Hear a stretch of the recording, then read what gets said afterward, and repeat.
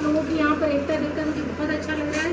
और जो भी आज़ादी की लड़ाई में चाहे जिस महिला ने लड़ाई लड़ी हो, लेकिन आज के इस दौर में भी हम सब महिलाएं कहीं ना कहीं अपनी जंग लड़ रही हैं, अपने अपने घर में लड़ रही हैं। तो अपने आप को कहीं पर भी कम मत समझिए कि आप कम हैं। वो सादाती उन्होंने देश आज़ाद कराया है और हम उनको नमन करते हैं, लेकिन आप भी लोग भी अपने महत्व को समझिए कि आप अपनी अपनी जगह रहकर वो कार्य कर सकती हैं जो उन्होंने किया था। 2 आंखें उनकी भी थी, 2 हाथ उनके भी थे, एक जिस्म उनका भी था, एक जिस्म आपका भी है। कहीं से भी अगर हम कम नहीं है, हम जिस बात को ठान ले या जिस काम को ठान ले वो हम कर सकते हैं। बस शर्त यह है कि उसके अंदर सच्चाई होना चाहिए, ईमानदारी होना चाहिए, लगन होना चाहिए।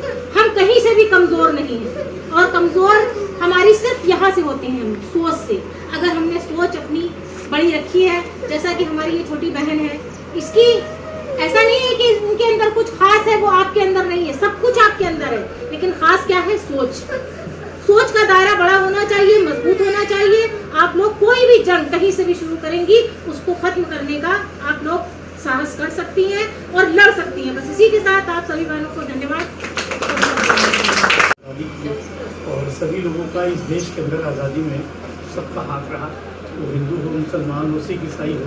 और ये आप लोगों बहनों भाइयों सबको बताना चाहता हूँ कि ये आज़ादी जो है ये कोई एक की आज़ादी से मिलने से नहीं है, बहुत से पूर्ण यानी 60 से 70 साल उन्होंने जाने दी देश की। उस वक्त वो हालात थे, किसी ने अपनी बीवी को खोया, किसी ने अपने बच्चे को खोया, सब ने संघर्ष किया। तो हिंदू, मुस्लिम, सिख, ईसाई सबने मिलकर इस देश को जो है आज़ादी में आज़ाद कराया और अपने बच्चों को खोया, अपने धन को भी खोया, अपने बच्चों को भी खोया, सब कुछ किया। तब ये आज़ादी जाके हम लोगों को मिली है, और इस आज़ादी का हम लोग दिलखेल ना करें। आज़ादी का मतलब ये है कि हम आज़ाद तो हो गए। पहले जो हम जो थे गुलाम बन के रहते थे, अंग्रेज़ों के बताए हुए कानून के हम करते थे, हम घर से निकल नहीं पाते थे, कैसे सड़क को जाएँ, कैसे हो जाएँ। तो सबको निजात दिलाने के लिए जो आज हमारे देश के सच्चे सपूतों लोगों ने, वीर अब्दुल हमीद, चंद्रशेखर आज़ाद और सरदार भगत सिंह, महात्मा गांधी, इन लोगों ने चल के इस देश को जो आज़ादी दिलाई है उसको हम लोग कभी भुला नहीं सकते हैं।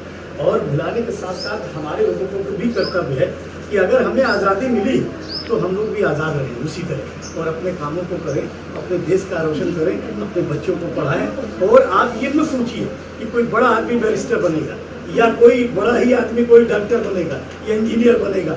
आपके बच्चे भी पढ़ाएंगे, लिखाएंगे, सब जाएंगे। अब तो वो ज़माना है कि सब बच्चे ऊपर तक के जा सकते हैं पढ़ने के लिए। आप भी अपने बच्चों को इंजीनियर, डॉक्टर और देश का प्रधानमंत्री, CM, PM सभी कुछ बनाइए, लेकिन हौसला आपके पास होना चाहिए।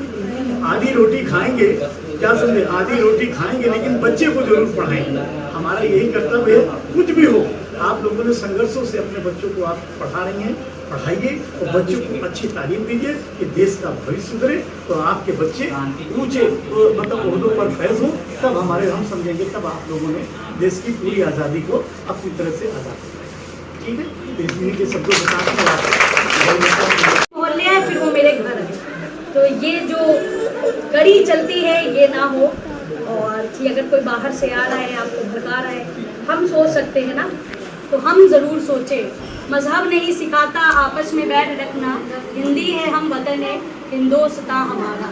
तो इस देश की मिट्टी में सभी का खून शामिल है, और चाहे वो हिंदू हो, मुस्लिम हो, आदिवासी हो, और उसके अलावा जो हमारे हाशिए पे समुदाय है, बहुत से ऐसे लोग हैं ना कोई जाति में आते हैं ना कोई धर्म में आते हैं, तो उन सबकी आज़ादी में हक है। बहुत सी औरत ने अपना जेवर बेचा है, किसी ने अपने पति को मतलब जान के प्राणों की आहुति दी है, किसी ने अपने बच्चों को आहुति दी है, तभी इस देश की आज़ादी तो हम आज मिली है और हम आज इस तरह से बैठे हैं। तो आप लोगों का बहुत बहुत शुक्रिया, आप आए हैं।